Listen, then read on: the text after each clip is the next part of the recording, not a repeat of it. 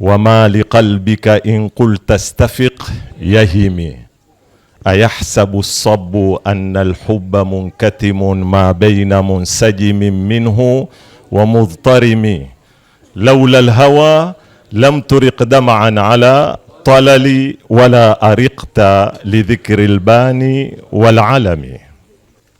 Nataka ni situkue wakati mrefu, pamoja na kwamba Said Muhammad au Said Bakathir asema wakati bado tunao, lakini nataka kushika pale alipokoma yeye. At-taqwa ha huna. Kila Muislamu katika maisha yake ya dunia, kitu kikubwa anachokitafuta ni takwa. Ukisali watarajia kufika kwenye takwa, ukifunga watarajia kufika kwenye takwa. Inna salata tanha anil fahshai wal munkar. An-nahyu anil fahshai wal munkar ni ibara nyingine ya takwa.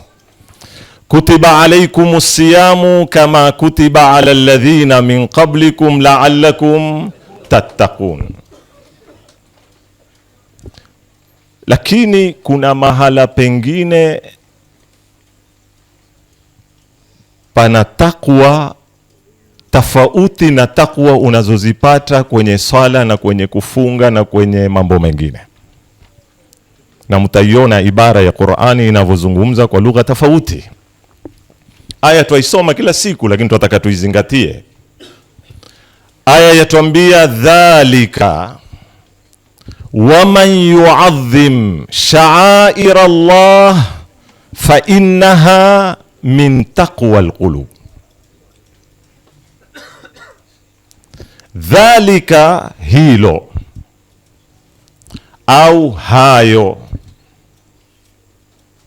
au hili, kulingana na tafsiri tofauti za wanazuoni. Moja katika tafsiri hayo yaliyotangulia kabla ya hii aya, ukirudi nyuma yaliyotangulia huzungumzwa matendo ya haji, ikiwa moja ni inna safa wal marwata min sha'airillah. Jabali la Safa na jabali la Marwa ni moja katika hizo sha'air. Dhalika waman yu'adhim, na yoyote atakaye kuadhimisha, kutukuza, kukuza min sha'airillah, tangavu za Mwenyezi Mungu, fa inna dhalika min taqwa alqulub. Hilo lenyewe ni takwa, sio hukupeka kwenye takwa. Kuna tofauti. Kuna tofauti kwamba sala ya kupeka kwenye takwa.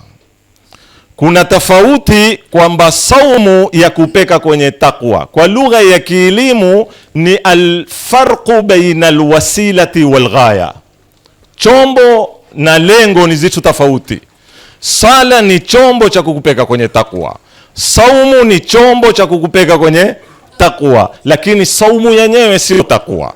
Sala yenyewe sio takwa, ni wasila wa kukufikisha kwenye takwa, lakini kuadhimisha tangavu za Mwenyezi Mungu lenyewe ni katika takwa, sio hufikisha kwenye takwa.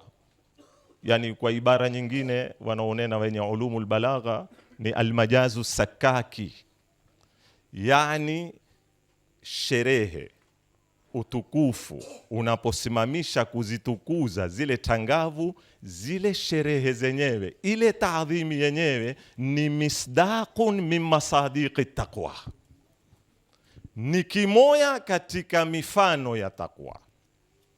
Nini shaira? Kwa ufupi, shaira kwa lugha ya Kiswahili fupi ni alama iliyosimamishwa kukupeka mahala ama kukuonesha kitu, kama bendera, kama mnara ulioko ufuoni, kama zile taa zinawaongoza baharia, zile huitwa shaira. Mwenyezi Mungu atuambia kila kilioko duniani ambacho kitakuwa ni alama ya kukueta kwangu, hiko chaitwa nini? Shaairullah. Moja ni jabali la Safa, moja ni jabali la Marwa, moja ni Al-Kaaba, moja ni kupiga mawe kama alivyopiga Nabii Allah Ibrahim, moja ziwange zile amali za haji.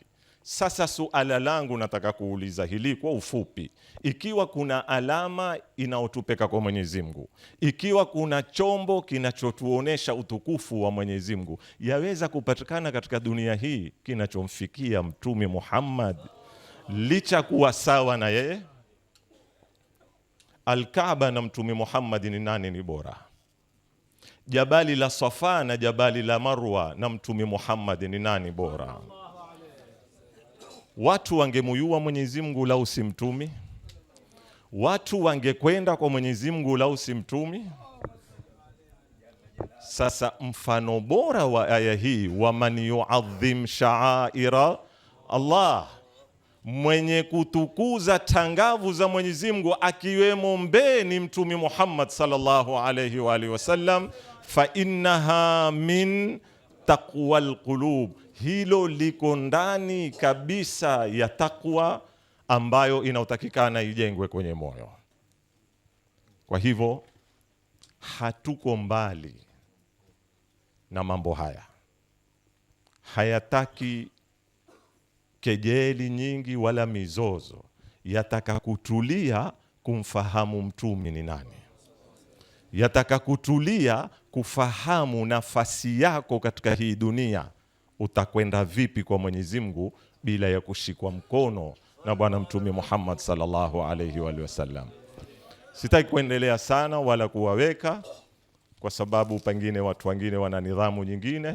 Nimependa kutabaruku kwa haya machache ambayo yako katika suratul Haji. Mwenyezi Mungu Subhanahu wa Ta'ala watakabalie wenye maulidi, na hususan mzee wetu Ami Salim ambaye mara nyingi akilifanya jambo hupenda kulifanya liwe kama misdaqi ile ya hadithi ya Mtume, inna Allaha yuhibbu idha amila ahadukum amalan an yutqinahu.